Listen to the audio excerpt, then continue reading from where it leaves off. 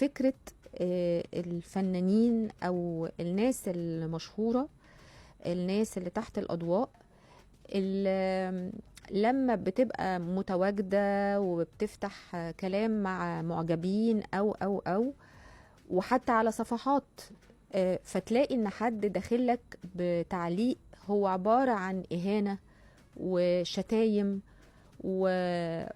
وتجريح. ومش بعيد الناس دي ساعات بتبقى مزقوقة من ناس متغاظة منك، المهم ان انت بتلاقي شر.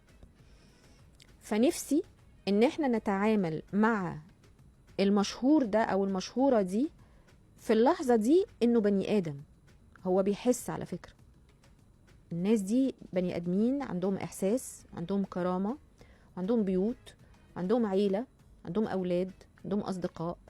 لما يتهانوا هو في شيء طبيعي ان انت لازم تدافع عن نفسك. الحقيقة ان انا مؤخرا انا ابتديت ارد على ناس بتتكلم بطريقة وحشة ساعات في كومنتات، سواء على بوست بحطه على انستجرام او على فيسبوك، لانه انت داخل عندي تحترم ده. فبقيت بتعامل بنفس المنطق بتاعهم. فطبعا في اكتر من موقف حاصل مع فنانين.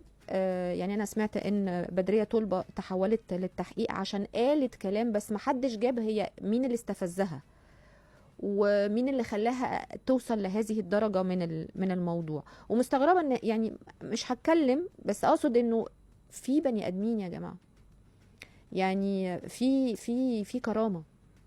هو ليه الناس من حقها ان هي تشتمك او تقل منك او تبهدلك او تجيب سيرة الاب والام والزوج والزوجة والخالة والعم والابن واحنا لا؟